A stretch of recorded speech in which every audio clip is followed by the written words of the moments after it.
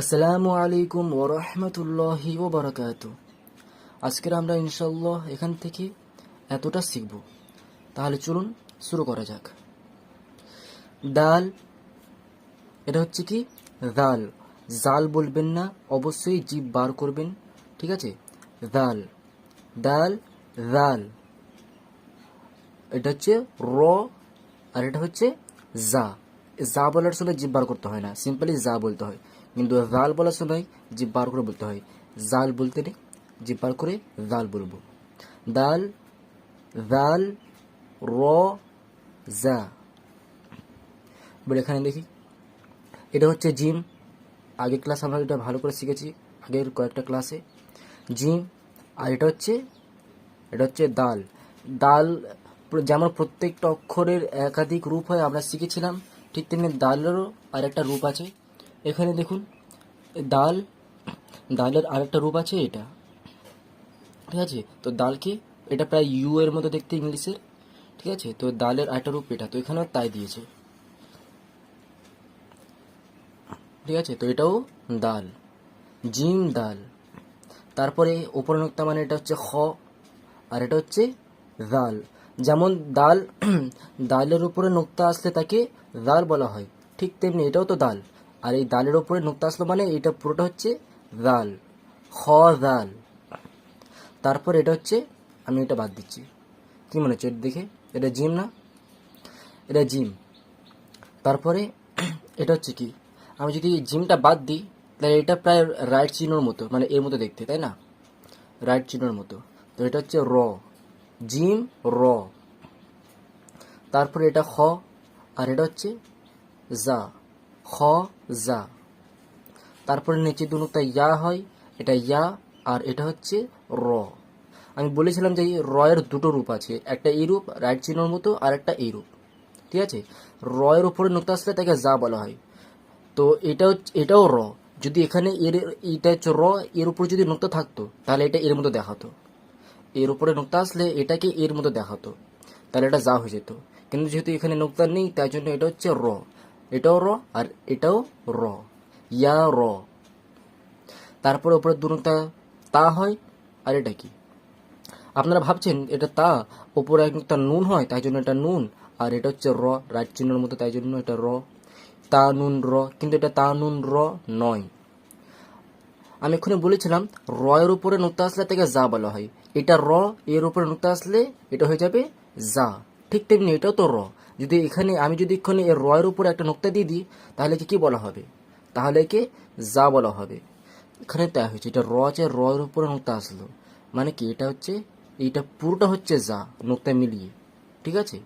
তা যা, এটা হচ্ছে তা যা। তারপর এটা, এটা হচ্ছে মিমের মুখ, ভালো করে চিনে নিন। এটা হচ্ছে মিমের মুখ, মিমটা এমনি দেখতে হয়। তো এটা মিম, আর এটা হচ্ছে দাল, মিম দাল।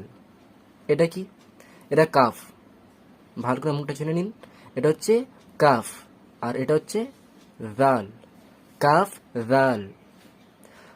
আচ্ছা এটা কি? এটা হচ্ছে ফা, দেখতে পাচ্ছেন? আচ্ছা আমি বলেছিলাম যে উপরে একটা নুন হয়, তো এটা ফা কেন? আমি এটাও বলেছিলাম আগের কয়েকটা ক্লাসের আগে, যে এই ধরনের যখন গোল থাকবে, এই ধরনের এই গোলের উপর নোক্তা আসলে তাকে ফা বলা হয়, তো সেই কারণে ফা। আর এমনি তো এটা ফায়ের মতোই দেখতে।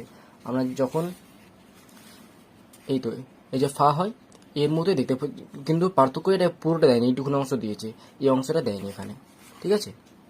তাই জন্য এটা হচ্ছে ফা, আর এটা হচ্ছে র, ফা র, র এর মতো পুরো, ফা র। তারপর এটা সেম এমনি মিম আছে, সেম মুখটা মিম, আর এটা হচ্ছে জা, মিম জা।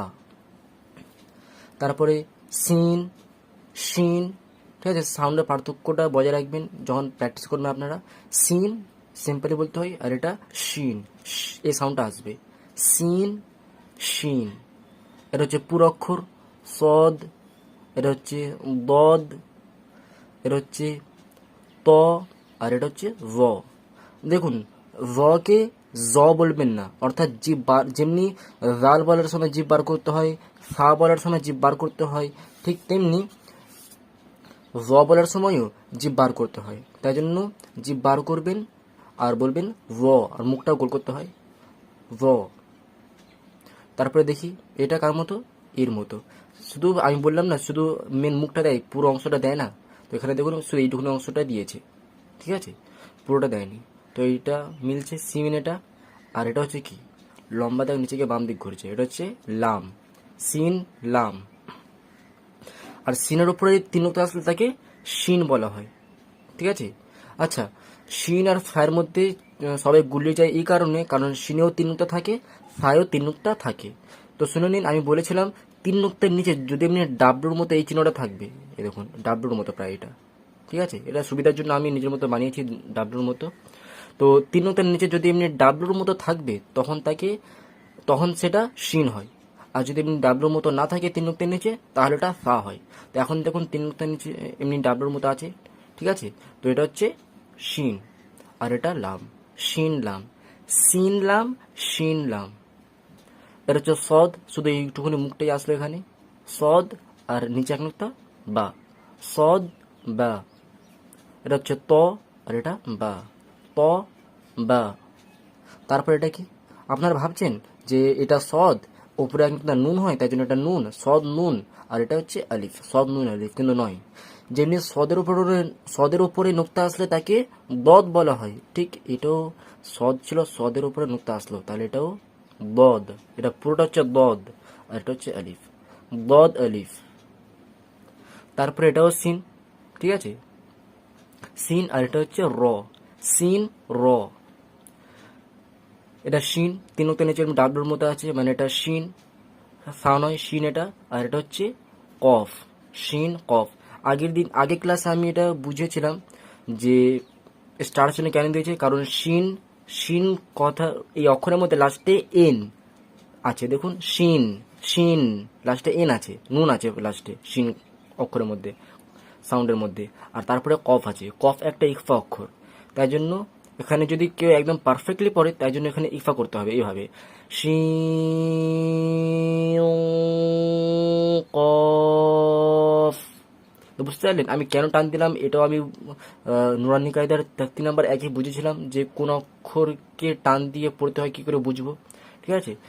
তো এই কারণে এখানে যেখানে যেখানে ইকফা হয় বা গণ্য হয় সেখানে সেখানে স্টার চিহ্ন দিয়েছে। তো এখানে অ্যাকচুয়ালি যদি কেউ পারফেক্টলি পড়ে তাহলে এখানে পুরো ইকফা হবে, তাই জন্য আমি যে করছিলাম মানে এই যে সাউন্ড করছিলাম এটা হচ্ছে ইকফা, তাই ইকফা হবে বলে এখানে স্টার চিহ্ন দিয়েছে। তো আপনাদেরও এই জটিলতায় যেতে হবে না, সিম্পলি পড়বেন শিন কফ। ইনশাল্লাহ আমরা পরবর্তীকালে ইকফা কায়দাটা ভালো করে শিখব। তারপরে এটা হচ্ছে কি, সদের ওপরে নোক্তা আসলে তাকে বদ বলা হয়, তো এটাও তাই আছে, সদের ওপরে নোক্তা আছে মানে এটা পুরোটা হচ্ছে বদ, আর এটা হচ্ছে ইয়া, বদ ইয়া। এটা হচ্ছে ভ, এটা হচ্ছে আলিফ, ভ আলিফ। আশা করি বুঝতে পেরেছেন। কোনো প্রকার ডাউট থাকলে বা কোয়েশ্চেন থাকলে অবশ্যই আমাকে কমেন্টে জিজ্ঞাসা করবেন। আসসালামু আলাইকুম ওয়া রাহমাতুল্লাহি ওয়া বারাকাতুহু।